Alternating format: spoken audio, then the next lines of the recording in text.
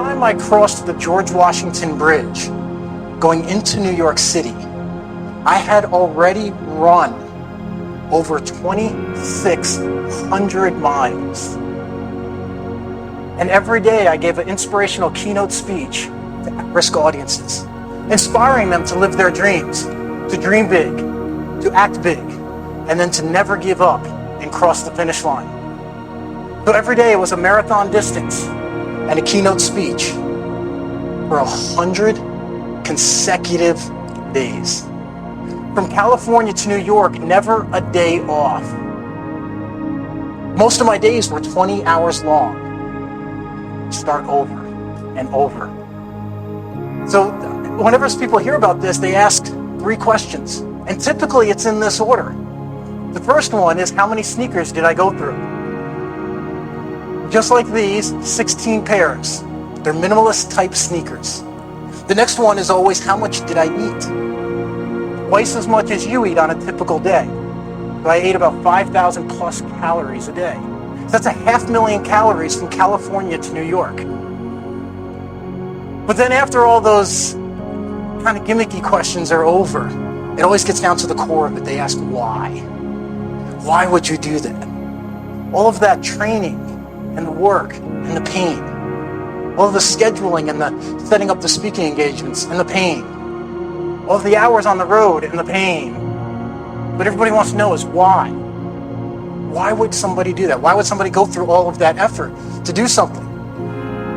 Where it started was when I was at a ball game with my friend. We're up in the cheap seats and we're watching the game. And if you were sitting there next to us, you would have heard my friend ask or say, says, check out these guys, the pitcher and the shortstop, all of these guys, either team, it doesn't matter. They're living their life. They're playing their childhood game that they love. And they're out there every day doing it. So I responded back to him, what about the coaches and the managers, the umpires, even the freaking bat boy is doing what he loves. I went home that night after that conversation and I couldn't sleep. And I was mad, I was angry. Because all my life I had been living in the cheap seats, watching other people play the game. And it wasn't just ball players, but it was everybody. It was authors and speakers. It was CEOs, millionaires. All of those people were doing the thing that I wanted to do. But I'm living my life in the cheap seats. And that night I said, enough. Enough is enough. I'm sick and tired of being sick and tired. And that's when the seed was planted and things started to change. How often in your life have you lived in the cheap seats? Watching the game, not in it. And if you are in the game, which game are you in? Are you playing Little League? Adult recreation? Are you in the minor leagues? Or are you in the major leagues? Are you playing full out? That's what life is about, right? Is playing full out, not holding back. I mean, what happens after 80, 90 years? We're gone. Life is too short to hold back. It's too short. So we have to go out, we have to get in the game, we have to play in a way like few other people play, especially this audience, because you guys are the leaders. That's what this is about, isn't it? At TED and TEDx, we're the ones that change the world. So people will tell you something's impossible. I had my naysayers for certain. It's virtually unanimous. When I came up with this idea, I'm going to run across the country and I'm going to speak every day, and I got excited and I told them all these different things. They all said I was either insane or it was impossible. One or the other. Unanimous decisions from everyone. So I've had people tell me what's possible and what's not. Impossible is a big word that people throw around, small-minded people, to justify what they have in life. Because it's a whole lot easier to accept what's given to you than to go out and make that difference, to make your life by your design. So things that are impossible are only impossible until someone does it for the first time. The obvious ones, the electric light bulb. You all know that story. Putting 300 people into a plane, flying it over a country in a few hours. Sending a man to the moon and bringing him back. All thought to be impossible. 1,000 songs into your pocket. Until the first person does it. And it's no longer impossible. And it's, wow, what else can we do beyond that?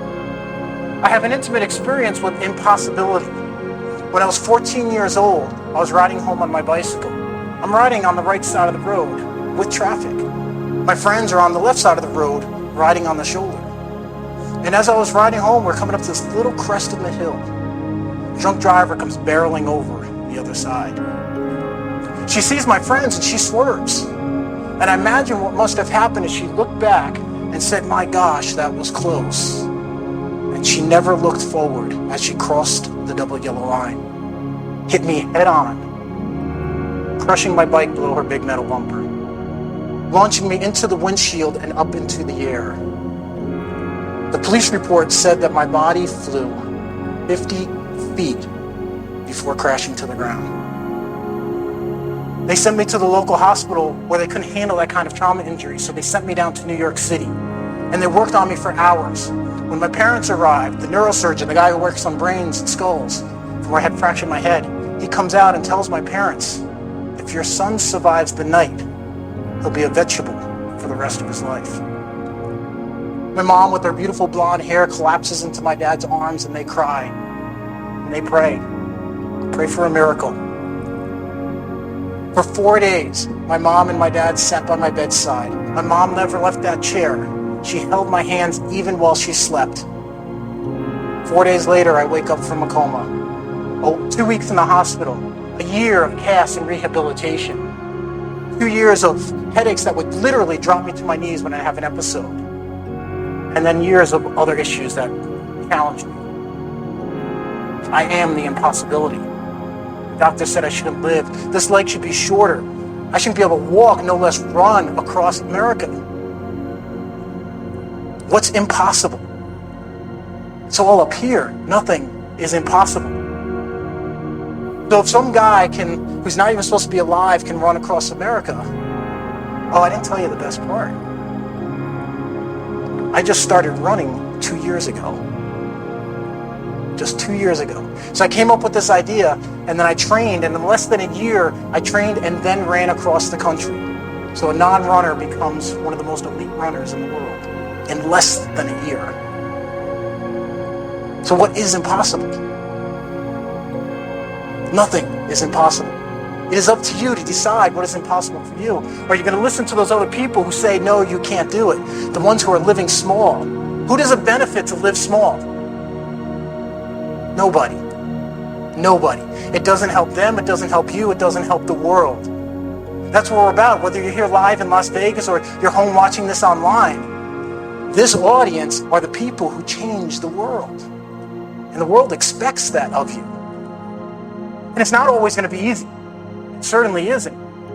When I was running across America, I get about 2 weeks in, I'm in Las Cruces, New Mexico. If you've been there, it's a valley city. And as you come down into the city, it's basically flat. And this was the day that my body said, enough.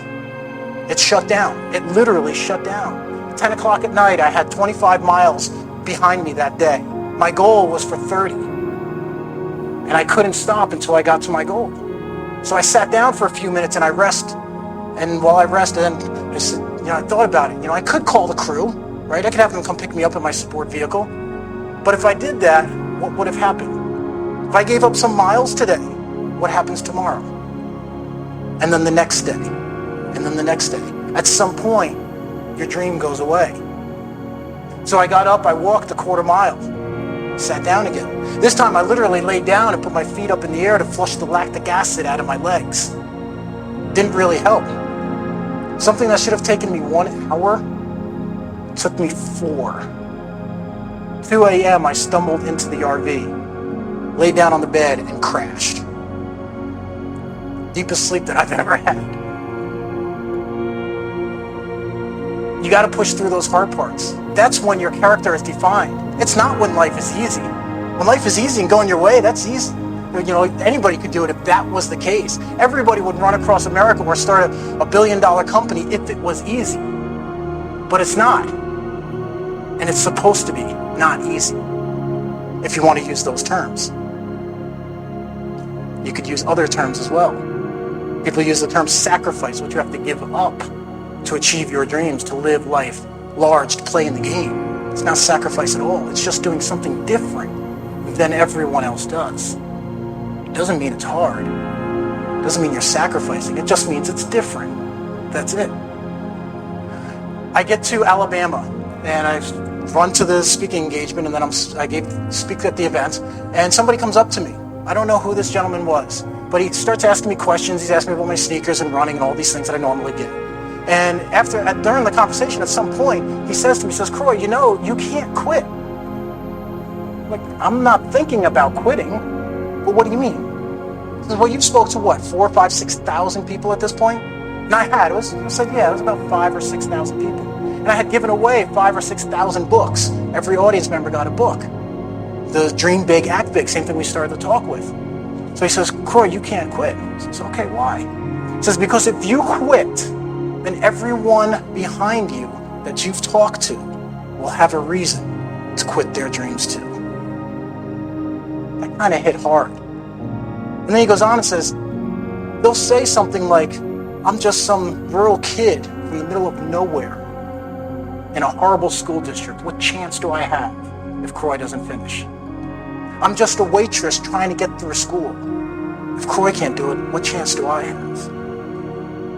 And those words kind of marinated with me through the rest of the journey going home. And as I went up the East Coast and I started going through the Carolinas, and I think it was in Virginia when this happened, but day 74, I wake up and emotionally, I'm done. Just want to go home. I've been in an RV for 74 days at that point, running a marathon distance every day. Physically, my body had adapted, and running a marathon wasn't that big of a deal anymore. It was certainly some effort, but it wasn't a big deal. But emotionally, I just wanted to go home. I wanted to see my kids and hug them. I hadn't seen them in almost 3 months. I hadn't slept in a normal bed, had any semblance of what a normal lifestyle is. And if there was any day that I could have just went back to sleep and not ran, that would have been the day. But I heard that gentleman's voice. He says, if I quit, they'll have a reason to quit too. And I reluctantly got out of bed, pushed through my marathon, did my speaking event, and after a couple days, you start getting to the end of the tunnel, and I could see New York City. I wasn't quite there yet, but I was close enough that as you go through Pennsylvania and Jersey, then eventually you actually get to see the skyline from the Jersey side. Crossing over the bridge, running down Broadway, great big American flag. As I run down Broadway, then run to Wall Street, where I finished the race with hope for the Warriors. They ran the last 5K with me, last 3 miles. Well, the most beautiful part was that I got to run the last 100 yards with my 5-year-old girl. Holding her hand, running with her, holding the flag in the other hand, and a bunch of other kids around us. And it was the most amazing thing I have ever done in my life. All of those 2,600 whatever miles that were before that didn't matter. But that moment was when it was all solidified for me. That was where all the validation was crossing the finish line with my daughter. So what's possible for you? Have you asked yourself that? Have you truly asked yourself, if I could do anything in failure and I would not fail, what would I do? For me, it was, at that point, was running across America. What is it for you? This is an interesting audience because this isn't the typical audience. This is the mavericks and the rule breakers. These are the people, you are the people who won't take complacency. The status quo is not an option, right? People expect more from you because you're already the leaders. But if you knew you couldn't fail and anything was a possibility, what would you do? I asked myself that over and over and over until I figured out my next thing would be run across America. And now there are other things, obviously, from that are going there. It's what gets me around, and it's kind of what I'm known for. And it's the funniest thing, too, because if I'm wearing shorts, when somebody finds out I ran across the country, the first thing they do is look at my legs. It's hilarious. And then when I tell people I ran across the country, it does not compute. It's absolutely hilarious. But that was my thing. What is it for you? You're amazing people doing extraordinary things already. Do you know that you're only this far from any goal in your life? Your dream life. Anything that you want to do is this far. Anything major that has been accomplished in life, anything extraordinary, anything outstanding, the things that we talk about, people we want to emulate, they're always this far away from the goal? Put your hands up. Put them out just like I have them. About this far in front of your face. Now bring them closer. This is how far you are from your goal. And if you could see yourself, I have the best view. But if anything was possible, what would it be? There are no limitations except the ones you place on yourself. Thank you.